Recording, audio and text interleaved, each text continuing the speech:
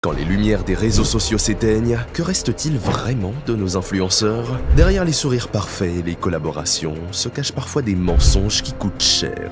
Aujourd'hui, on révèle tout. Vous les voyez tous les jours sur Instagram, TikTok ou YouTube. Ces influenceurs vous vendent du rêve avec leur vie de luxe, leurs collaborations prestigieuses et leurs belles paroles. Mais que se passe-t-il réellement derrière cette façade parfaite? Si certains sont sincères, d'autres, malheureusement, utilisent leur notoriété pour escroquer leur audience. Aujourd'hui, on va parler de 3 influenceurs français qui ont failli tout perdre à cause de leurs arnaques. Marc Blatta, Dylan Thierry et Jessica Thivenin. Préparez-vous car ce que vous allez entendre risque de changer à jamais votre vision de ces stars des réseaux sociaux. Marc Blatta, l'escroc du Bitcoin. Commençons par Marc Blatta, un influenceur qui a rapidement gagné en popularité en partageant sa vie de luxe et ses astuces pour réussir. Ancien candidat de télé-réalité, Marc a su exploiter sa notoriété pour attirer des millions de followers et devenir une figure incontournable du lifestyle et du business en ligne. Mais un jour, Marc se lance dans un domaine bien plus juteux, les crypto-monnaies. Vous avez sûrement vu ses stories Instagram où il se présente comme un expert en crypto. Avec son discours séduisant, il promet à ses abonnés des gains faciles et rapides, en les incitant à investir dans des projets de crypto-monnaies qu'il présente comme étant des pépites.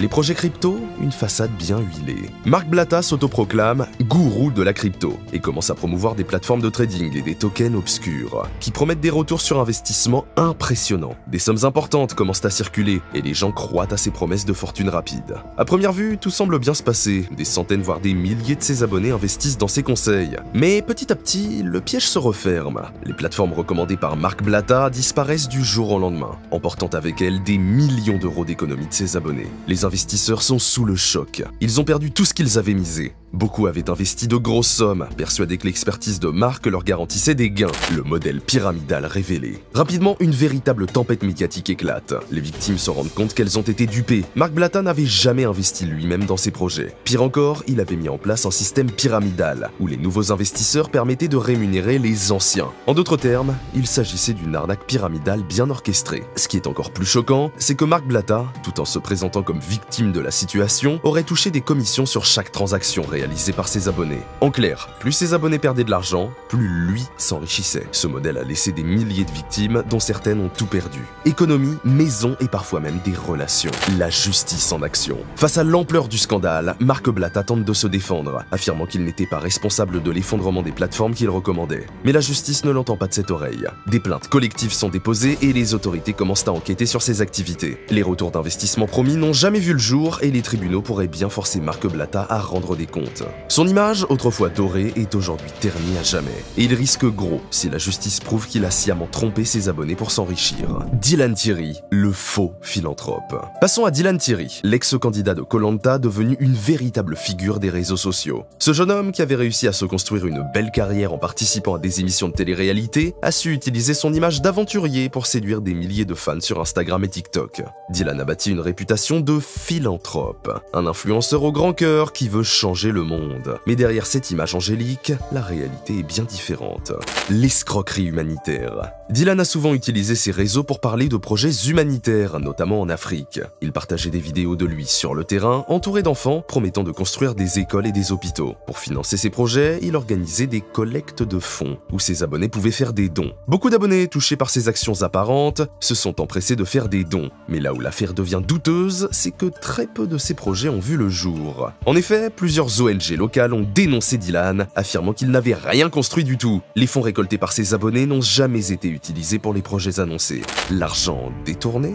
Les accusations contre Dylan vont encore plus loin. Il est soupçonné d'avoir détourné une grande partie des fonds pour son propre compte.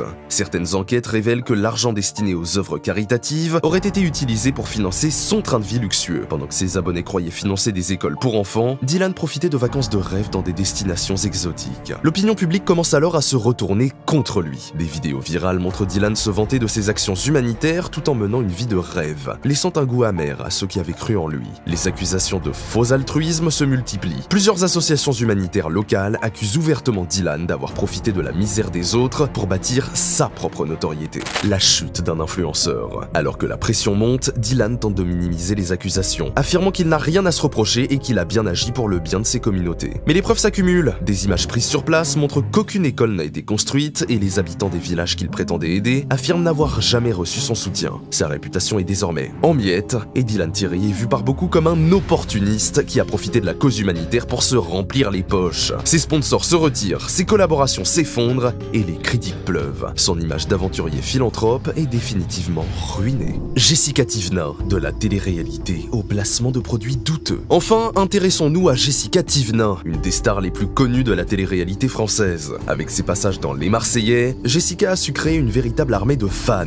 Mais cette notoriété, elle ne l'a pas seulement utilisée pour vendre du rêve. Comme beaucoup d'autres influenceurs, Jessica s'est rapidement tournée vers les placements de produits. Et c'est là que les choses se sont compliquées. Le business des produits de beauté. Jessica a été l'une des premières à se lancer dans le business des cosmétiques en ligne. Elle faisait la promotion de produits de beauté miraculeux, crème anti-rides, pilules minceur, produits pour blanchir les dents. Ses abonnés se sont laissés séduire par ses promesses et les ventes ont explosé. Mais derrière ces produits glamour se cachait une réalité beaucoup plus sombre. Beaucoup de ces produits étaient en réalité de mauvaise qualité. Certaines crèmes contenaient des substances dangereuses et les pilules minceurs se sont avérées inefficaces, voire nocives pour la santé. Des abonnés ont commencé à se plaindre de complications médicales après avoir utilisé ces produits. Très vite, des associations de consommateurs se sont emparées du dossier et Jessica s'est retrouvée dans la tourmente.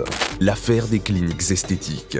Mais ce n'est pas tout. Jessica Tivna a également été au cœur d'un scandale lié à la chirurgie esthétique. Elle a fait la promotion de plusieurs cliniques esthétiques, notamment en Tunisie où les prix étaient nettement plus bas qu'en Europe. Sur ses réseaux, elle vantait les mérites de ces cliniques, assurant que les interventions étaient sans risque et que le personnel était compétent. Cependant, des patientes ont commencé à témoigner, dénonçant des opérations ratées qui les avaient laissées défigurées ou en mauvaise santé. Certaines se sont retrouvées avec des infections graves ou des complications post-opératoires et les cliniques en question ont été accusées de négligence. Jessica, qui avait encouragé ses abonnés à y aller, s'est retrouvée pointée du doigt. Elle a tenté de se défendre, affirmant qu'elle n'était pas responsable des problèmes rencontrés, mais l'affaire a terni à jamais son image.